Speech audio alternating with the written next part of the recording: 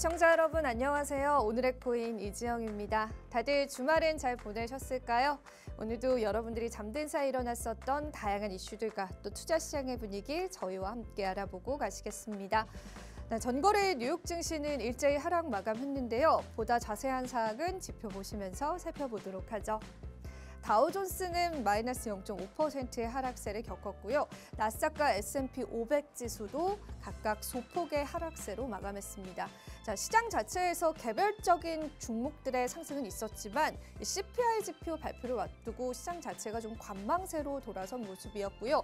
그래도 2년물 국채금리가 소폭 조정세를 겪으면서 현재는 4.9% 부근에서 거래되고 있습니다. 게다가 달러 같은 경우에는 연일 상승을 하다가 최근 들어서는 그래도 조정세를 보이면서 102달러 선에서 거래되고 있고요. 골드는 소폭의 상승률 나타냈습니다. 암호화폐시세도 함께 살펴봐야겠죠. 비트코인 3만 달러 선 지켜주고 있을까요? 비트코인 시세부터 살펴보시죠.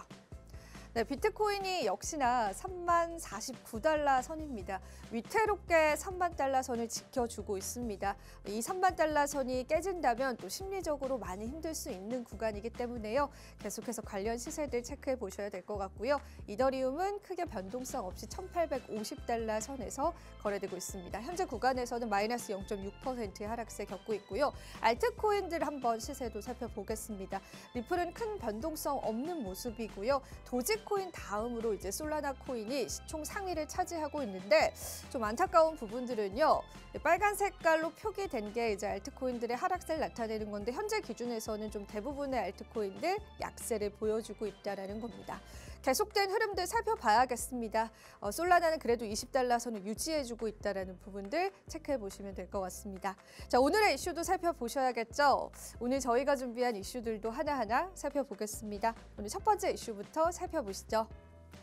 마이클 노보그라츠가 미국의 부채 한도 추가 상향에 따른 비트코인 수혜에 주목해보자라고 발언을 했습니다. 관련한 내용을 좀 가지고 왔습니다. 사실 제가 조금 완화해서 표현을 한 건데 마이클 노보그라츠는 미국이 계속해서 부채 한도를 증액하는 부분에 관해서 굉장히 어리석은 행동이다라고 하면서 비트코인을 당장 매수해라라고 이야기를 했습니다. 그 근거를 좀 가지고 왔는데 일단은 미국의 부채 한도가요, 한 달 사이에 1조 달러가 증가했다라고 합니다. 그 근거 자료들을 트위터의 한 분석가가 가지고 왔습니다.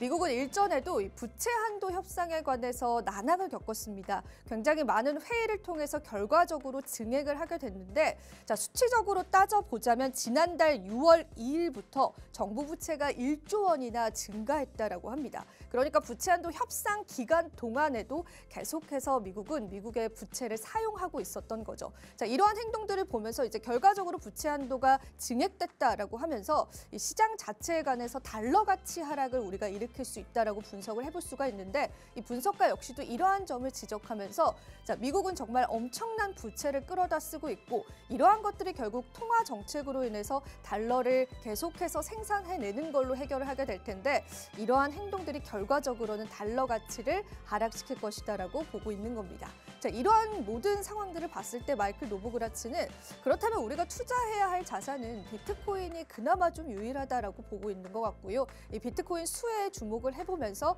달러 가치 하락에 관해서도 이야기해볼 필요가 있다라고 합니다. 자, 미국의 부채 한도는 계속해서 늘어가고 있다라는 부분들, 물론 증액에 합의하긴 했지만 미국 정부는 기축 통화 국가가 아니었다면 이보다 더 큰 위험에 빠질 수 있다라는 부분들도 기억하시면 될 것 같습니다. 자, 이어서 두 번째 이슈 바로 한번 넘어가 보시죠.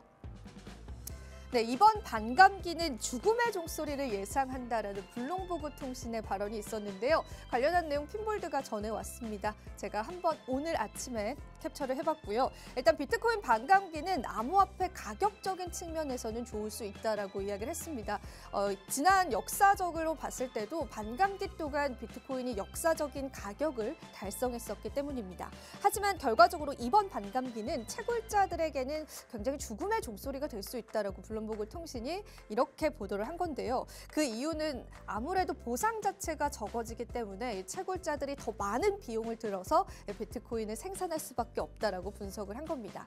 굉장히 일리가 가는 말이죠. 그래서 반감기 때 이 채굴 산업 또 채굴자들의 행동에 변화가 올 수 있다는 부분들도 우리가 대비를 해야 될 것 같습니다. 만약에 채굴자들의 이탈이 크게 된다면 그에 따른 비트코인 생산 역시도 차질을 겪을 수 있기 때문에 또 이에 따른 지각 변동이 일어날 수 있다는 다각화된 분석을 할 수 있을 것 같은데요.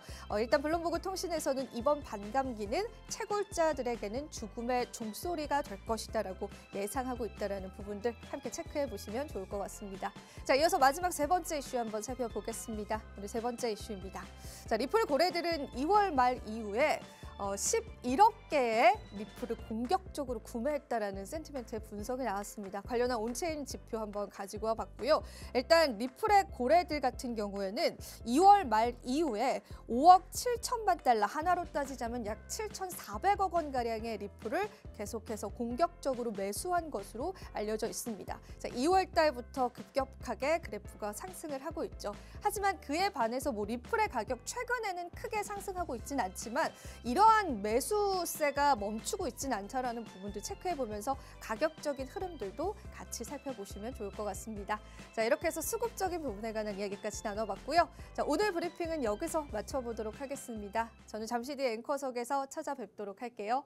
오늘의 코인, 여러분 가자!